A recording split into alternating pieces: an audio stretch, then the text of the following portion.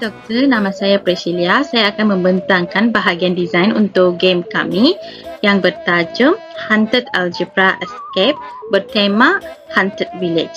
Konsep kami ialah seorang pelajar tingkatan 1 yang tersesat di sebuah haunted village. Untuk keluar, pemain itu perlu menjawab semua soalan yang diberikan oleh scary character. Ini adalah hero kami iaitu bernama Matt Hunter, pelajar tingkatan 1. Ini adalah candy yang diberikan sebagai reward selepas pemain menjawab semua soalan dengan betul. Pumpkin basket ini untuk mengutip candies dari scary character dari 3 buah rumah. Ini adalah contoh rumah yang akan diadakan dalam game kita.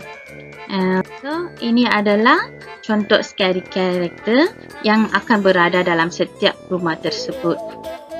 After that, gameplay. Dalam game ni terdapat 3 buah rumah dan setiap rumah akan ada 3 soalan.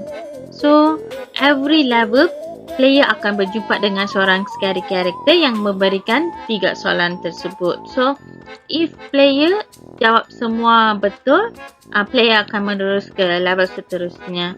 Selepas complete satu rumah, player akan dapat satu candy lah. So, lepas tu, player kena kumpul semua candy dan akan masuk ke bonus level. So, di situ akan ada satu soalan yang terakhir dengan timer.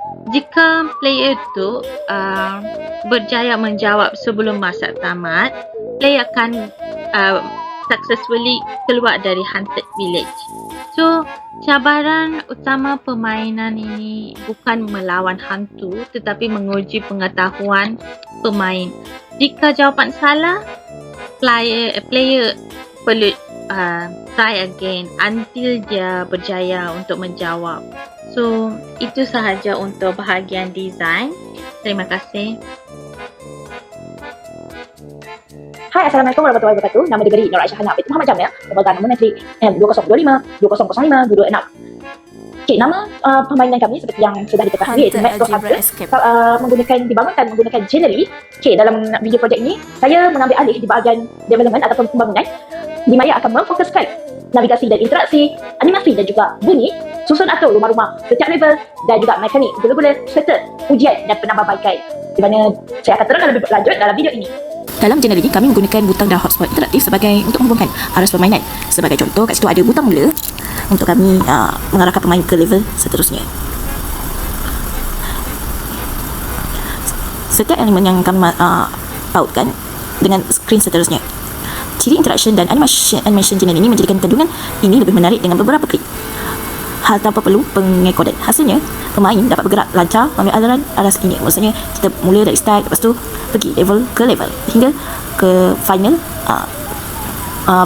level menggunakan pautan-pautan butang skrin yang telah ditetapkan. Manakala animasi dan bunyi ini, untuk setiap animasi bunyi ini kami menggunakan muzik hantu untuk men-trigger lagi pemain-pemain untuk bermain permainan ini.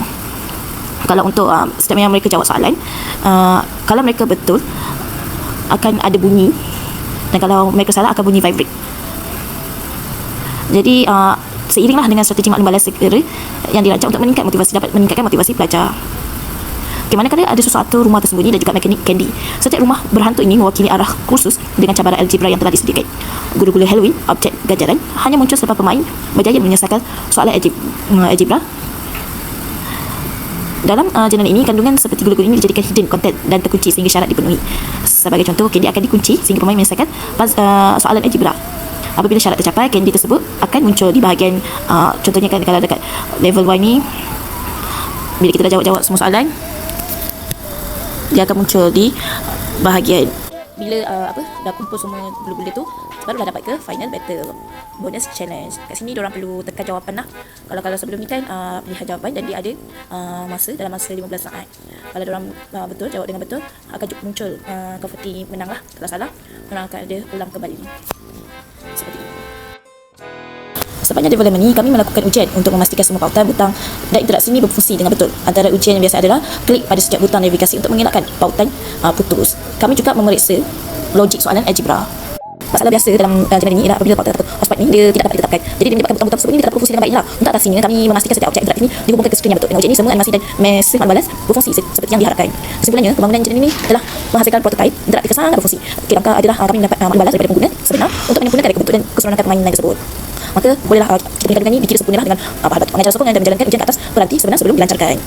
Itu sahaja daripada saya. Sekian, terima kasih.